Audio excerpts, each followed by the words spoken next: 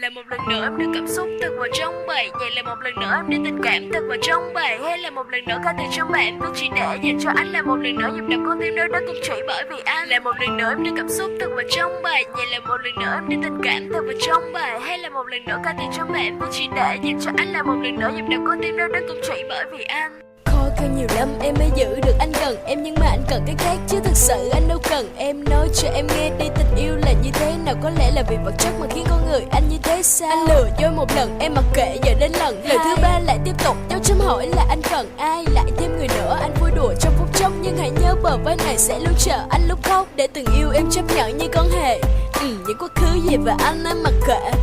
đặt niềm tin vào nơi đó em hy vọng và mong chờ, nhưng đổi lại là dối trá một cú đá em không ngờ. Cây cũng đã thay lá, chỉ còn lại mình ta, viết xong lại xóa, em lại viết một bản tình ca anh à. Em đã quá mệt mỏi, chắc có lẽ là đã hết nên dừng lại đến hồi kết rồi. Em đã từng say đắm, em cũng đã từng mơ, vẫn luôn chờ ai đó trước cổng trường em vẫn đợi. Thế mà bây giờ đừng ai nấy bước, chuyện ngờ đúng sự thật không có ai mà biết trước.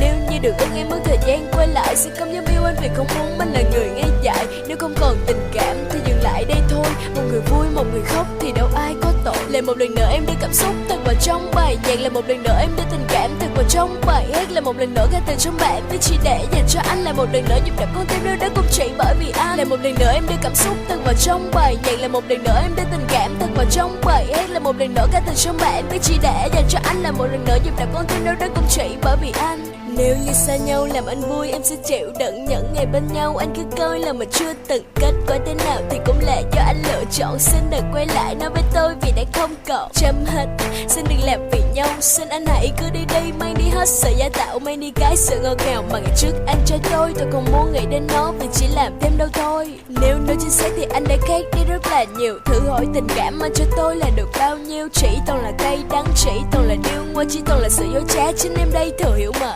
Cây cũng đã thay lá, chỉ còn lại mình ta, viết xong lại xóa, em là viết một bản tình. Nếu không còn tình cảm thì dừng lại đây thôi, một người vui một người khóc thì đâu ai có tội. Lại một lần nữa em đưa cảm xúc thật vào trong bài nhạc, là một lần nữa em đưa tình cảm thật vào trong bài hát, là một lần nữa ca từ trong bài em viết chỉ để dành cho anh, là một lần nữa nhịp đập con tim đau đớn cũng chỉ bởi vì anh. Là một lần nữa em đưa cảm xúc thật vào trong bài nhạc, là một lần nữa em đưa tình cảm thật vào trong bài hát, là một lần nữa ca từ trong bài em viết chỉ để dành cho anh, là một lần nữa nhịp đập con tim đau đớn cũng chỉ bởi vì anh. Là một lần nữa em đưa cảm xúc thật vào trong bài nhạc, là một lần nữa em đưa tình cảm thật vào trong bài hát, là một lần nữa ca từ trong bài em viết chỉ để dành cho anh, là một lần nữa nhịp đập con tim đau đớn cũng chỉ bởi vì anh. Là một lần nữa em đưa cảm xúc thật vào trong bài nhạc, là một lần nữa em đưa tình cảm thật vào trong bài hát, là một lần nữa ca từ trong bài em viết chỉ để dành cho anh, là một lần nữa nhịp đập con tim đau đớn cũng chỉ bởi vì anh.